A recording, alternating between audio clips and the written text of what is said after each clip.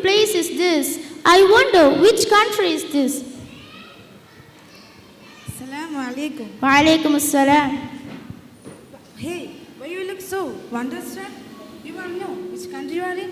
You are in Egypt, the country of pyramid, Nile, and pharaohs. Come, let me show you our nation. Egypt is a transcontinental country known for its ancient civilization. Ancient Egypt was a powerful civilization lasting 3,000 years, centered on the Nile River, known for pyramids, hieroglyphs, and advanced culture. Egypt is famous for its monumental architectures like pyramids, sphinx, and temples. Egypt has significantly contributed to medicine and astronomy. Islam is the main religion of our country, and Arabic is the official language. The government system of Egypt is the Arab Republic of Egypt. It is a semi-presidential republic. Our country gained independence from Britain in 1952. The key sectors of our economy include tourism, agriculture, and revenue from the Suez Canal. Now let us introduce you about our nation's flag. The national flag of Egypt consists of 3 equal horizontal bands with red, white, and black, featuring the eagle of Saladin in the center of the white stripe. Red for courage, the period before 1952 revolution, the struggle against British occupation, and the blood of my martyrs. White symbolizes peace. It represents the peace and the purity of revolution, as well as a bright future. Black symbolizes the strength through hardship. This represents the end of oppression and the dark times of colonialism. The golden eagle of Saladin. The golden eagle in the center represents power, strength, and is a symbol of Arab nationalism and Saladin, a renowned historical leader.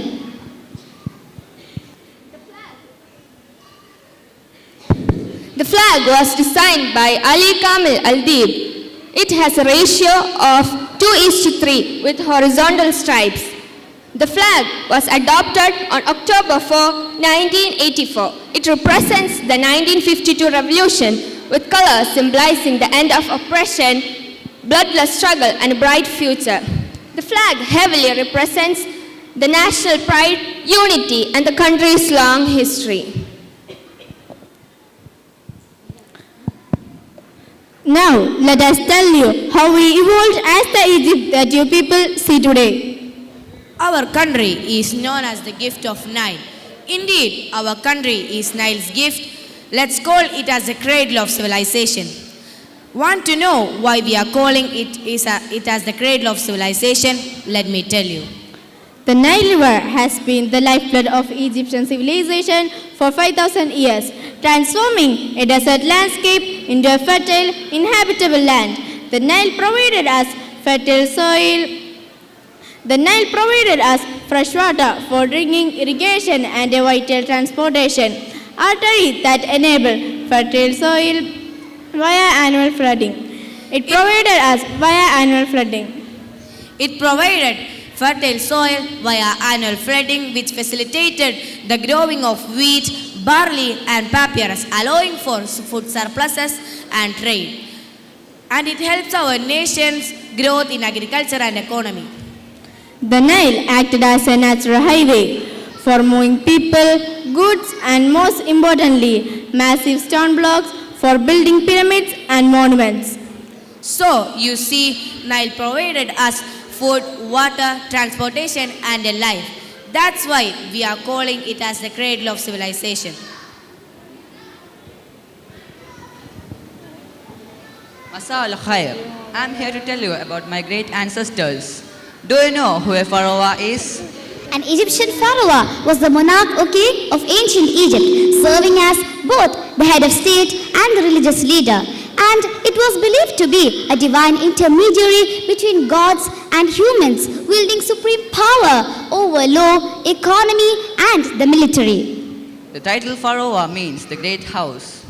We were seen as gods on earth responsible for maintaining math. We also made laws, commanded armies, and collected taxes and oversaw all resources.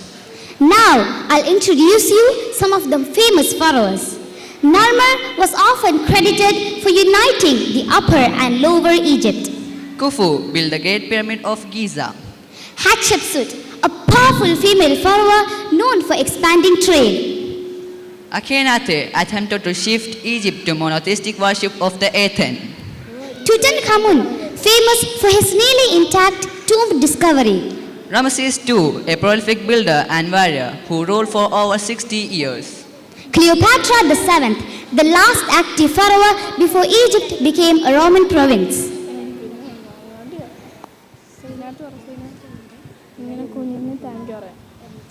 Did you see this writing? This was our ancient writing. It's called a hieroglyph.